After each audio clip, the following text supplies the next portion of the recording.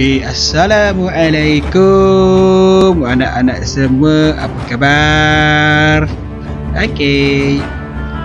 Baik anak-anak semua, Alhamdulillah kita berjumpa lagi hari ini. Alhamdulillah. Okey. Baik. Hari ini kita akan masuk topik baru, iaitu keunggulan perjuangan Khulafa Ar-Rasyidin. Dengan latar belakang yang bersemangat ini, okey, kita akan terus mengkaji tentang keunggulan perjuangan Khulafa Ar-Rasyidin. Siapa mereka? Apakah Khulafa? Okay, anak-anak semua boleh buka surat 155 hingga 159 dalam buku teks anak-anak semua. Okey, dalam bahagian sirah. Okey anak-anak.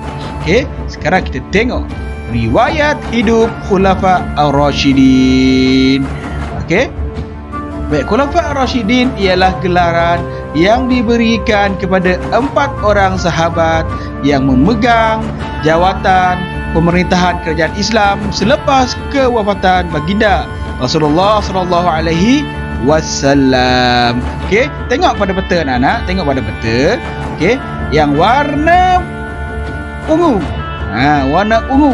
Arab Saudi ini adalah empayar Islam pada zaman Rasulullah sallallahu alaihi wasallam. Okey. Zaman Islam ni memang kuat-kuat. Kuat. Okey.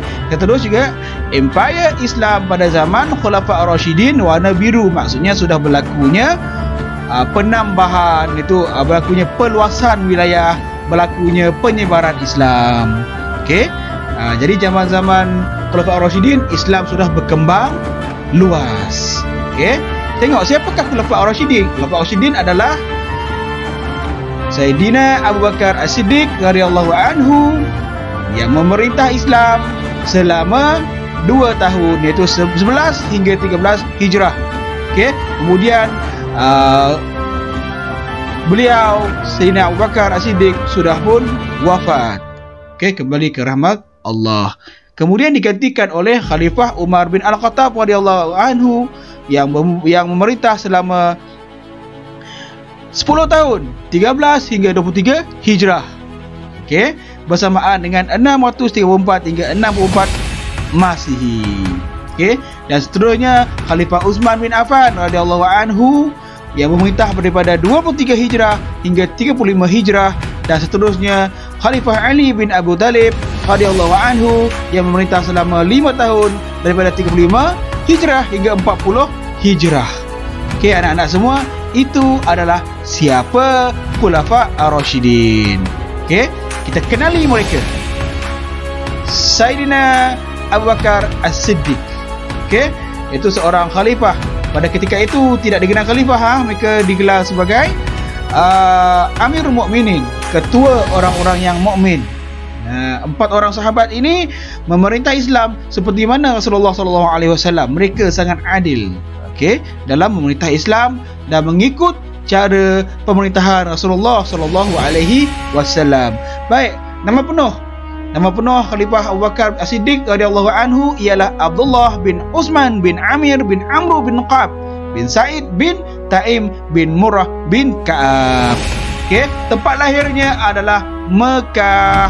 Okey, dan tahun lahirnya adalah 572 Masihi, 2 tahun selepas kelahiran Rasulullah sallallahu alaihi wasallam, yang bermaksud Sayyidina Abu Bakar muda 2 tahun daripada Rasulullah sallallahu alaihi wasallam. Okey, Sayyidina Abu Bakar berketurunan Bani Taim, okey, yang merupakan golongan Quraisy Mekah. Nama ibunya pula ialah Ummu Khair Salma binti Sakhar, dan digelar sebagai Atiq, iaitu bebas daripada api neraka, dan juga mendapat gelaran As-Siddiq. Okey, Sayyidina Abu Bakar mendapat gelaran As-Siddiq, iaitu orang yang benar kata-katanya.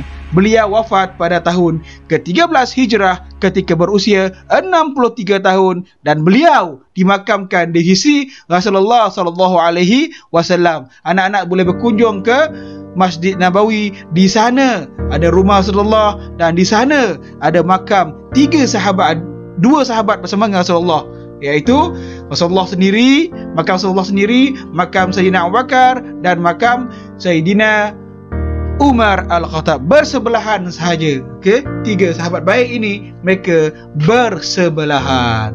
Okey, kawan baik. Okey, terbaik.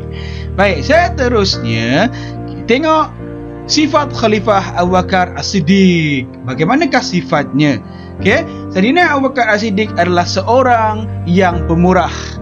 Okay, beliau membeli dan memerdekakan setiap hamba yang disipta seperti Bilal bin Rabah dan Ammar bin Yasir. Beliaulah yang membeli dan membebaskan hamba-hamba ini. Okay. Sifat beliau yang pemurah ini mendapat pujian Rasulullah SAW dengan sabda baginda, "Saya tidak tahu adakah masih ada orang yang melebihi Abu Bakar dari segi kemurahan hati." Begitulah bagaimana Rasulullah SAW memuji Sayyidina Abu Bakar As-Siddiq. Okey, seorang yang sangat pemurah. Dan anak-anak semua, tahu tak kenapa Bilal bin Rabah, Ammar bin Yasir semua ni kena seksa? Okey, mereka diseksa kerana mereka memeluk Islam. Anak-anak ketika itu, okey, sangat sukar untuk menjadi seorang Islam sebab akan disiksa oleh orang Quraisy Mekah. Beruntungnya anak-anak semua menjadi orang Islam kerana lahir daripada rahim ibu seorang Islam. Alhamdulillah. Ini adalah nikmat yang tak akan dapat kita dapat. Okey, inilah nikmat yang jangan kita mungkiri. Okey, alhamdulillah. Anak-anak semua, seterusnya Sayyidina Abu Bakar juga adalah seorang yang berani. Keberanian beliau dapat dilihat ketika beliau selalu bersama Rasulullah SAW. Okay? Dan beliau pernah cuba dibunuh oleh kaum baginda semasa di Mekah. Okay? Walaupun Rasulullah SAW nak dibunuh oleh orang Quraisy Mekah, Sayyidina Abu Bakar sentiasa berani untuk bersama Rasulullah SAW. Ini adalah sifat seorang yang sangat berani. Okay. Dan seterusnya, Sayyidina Abu Bakar juga adalah seorang hartawan yang dermawan. Okay. Ya, yang tadi, contoh pertama tadi, membebaskan itu adalah hartawan dan yang dermawan. Okay. Pemurah. Okay. Dan selain itu, harta-harta Sayyidina Abu Bakar dibelanjakan ke jalannya, ke jalan Allah. Okay. Dan yang keempat, anak-anak, Sayyidina Abu Bakar seorang yang lembut hatinya dan mudah menangis, terutama ketika membaca Al-Quran. Sayyidina Abu Bakar. Okey. Itu sifat dia. Seterusnya, apakah sumbangan Sayyidina Abu Bakar As-Siddiq? Sumbangan Sayyidina Abu Bakar As-Siddiq, okey, dapat kita lihat. Yang pertama, dalam politik. Sayyidina Abu Bakar As-Siddiq meneruskan cita-cita Rasulullah SAW yang menghantar pasukan Usamah bin Zaid ke sempadan negeri Syam untuk memerangi kerajaan Rom Timur ketika itu yang dikenali sebagai Byzantine. Okey. Sebab apa? Sebab apa? Sebab Rasulullah SAW bercita-cita untuk memerangi Rom ketika itu, namun wafat.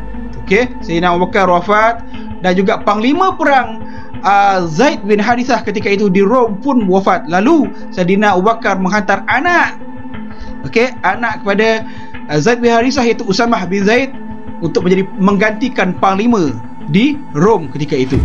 Okey, seterusnya dalam agama. Okey, Sayyidina Abu Bakar memerangi golongan yang ingkar membayar zakat, golongan yang murtad dan nabi palsu. 3 golongan ini, okey, ada 3 golongan yang Sayyidina Abu Bakar perangi di Mekah, Madinah, di Madinah. Okey, yang diperangi. Baik. Beliau membentuk 11 pasukan angkatan perang untuk menghadapi kaum murtad dan yang memberontak di serata pelosok tanah Arab. Ini dia. Okey. Sayyidina Abu Bakar bukan adalah orang yang tidak dapat meluaskan wilayah seperti mana khalifah yang lain, kerana di zaman Sayyidina Abu Bakar beliau banyak memerangi golongan-golongan tak bayar zakat, murtad dan nabi palsu. Okey. Baik. Itulah yang berlaku. Okey, terima kasih. Tahniah Sayyidina Abu Bakar. Baik, seterusnya setelah tamat perang Yamamah, okey,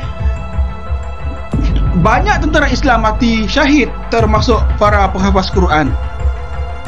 Atas dasar nasihat Sayyidina Umar bin Al-Khattab, Abu Bakar telah mengarahkan Zaid bin Thabit untuk mengetuai usaha menghimpun Al-Quran yang tertulis pada batu, kulit haiwan, daun dan hafazan para hafiz.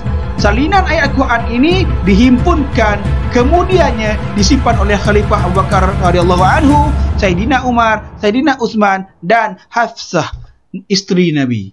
Okey. Ada 4 salinan ketika itu. Okey, yang mana Sayyidina Abu Bakar terpaksa mengumpulkan Al-Quran semua dikumpulkan dan kemudian dibukukan, menjadilah Al-Quran yang kita baca sekarang ini. Kenapa dibuat begitu? Kerana ketika itu ramai hafaz Quran, yang hafaz Quran telah wafat, telah syahid di medan perang. Itu dia.